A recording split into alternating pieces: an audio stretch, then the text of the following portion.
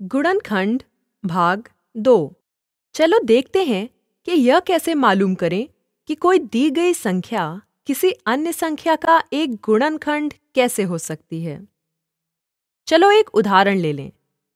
ज्ञात करें कि क्या 4 60 का एक गुणनखंड है। इसको ज्ञात करने के लिए हमने क्या किया?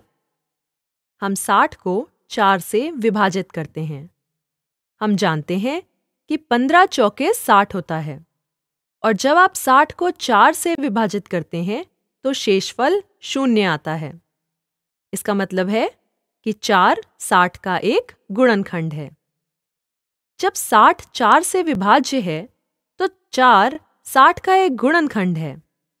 विभाज्य का मतलब जब आप भाग करें तो शेष 0 हो। चलो एक और उदाहरण लेते हैं। ज्ञात करें कि क्या 4 70 का एक गुणनखंड है। तो चलो 70 को 4 से भाग करें। जब आप 70 को 4 से भाग करते हैं तो भागफल 17 और शेषफल 2 आता है। इसका मतलब है कि 70 4 से विभाज्य नहीं है।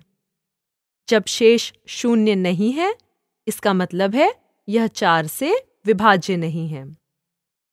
4 70 का गुणनखंड नहीं है।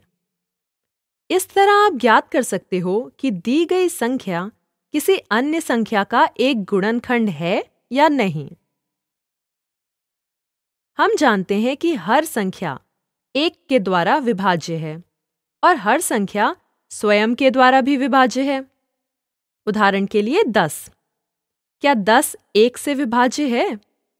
हाँ। क्या 15 1 द्वारा विभाज्य है? हाँ। इसलिए हर एक संख्या 1 के द्वारा विभाज्य है। अतः हर एक संख्या का एक गुणनखंड है। इसी प्रकार हर संख्या स्वयं के द्वारा भी विभाज्य है। 7 7 से विभाज्य, 13 13 से विभाज्य, 25 25 से विभाज्य है। इसका मतलब है हर संख्या स्वयं द्वारा विभाज्य है तो प्रत्येक संख्या स्वयं का एक गुणनखंड है। यहाँ जो कुछ भी हमने गुणनखंड द्वारा सीखा, क्या हम इसका प्रयोग भाज्य और अभाज्य संख्याओं को मालूम करने के लिए कर सकते हैं? हाँ, हम कर सकते हैं। हम भाज्य और अभाज्य संख्याओं को गुणनखंड के रूप में परिभाषित कर सकते हैं। हम कह सकते हैं कि अभाज्य संख्याएं वह हैं जिनमें केवल 2 ही गुणनखंड हों। कौन से 2 गुणनखंड? 1 और वह संख्या स्वयं। उदाहरण के लिए 17।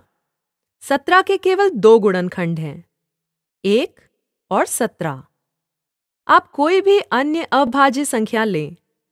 3 पर विचार करें। 3 के भी केवल 2 गुणनखंड हैं, 1 और 3। जबकि भाज्य संख्याएं वो होती हैं जिनके 2 या 2 से अधिक गुणनखंड होते हैं। उदाहरण के लिए 10। 10 के गुणनखंड हैं 1, 10, 2 और 5। इसलिए यहाँ पर 2 से ज्यादा गुणनखंड हैं। इसलिए जब भी एक संख्या के 2 से अधिक गुणनखंड हों तो वह संख्या एक भाज्य संख्या है। इस तरह से यह एक भाज्य और अभाज्य संख्याओं को ज्ञात करने का एक और तरीका है।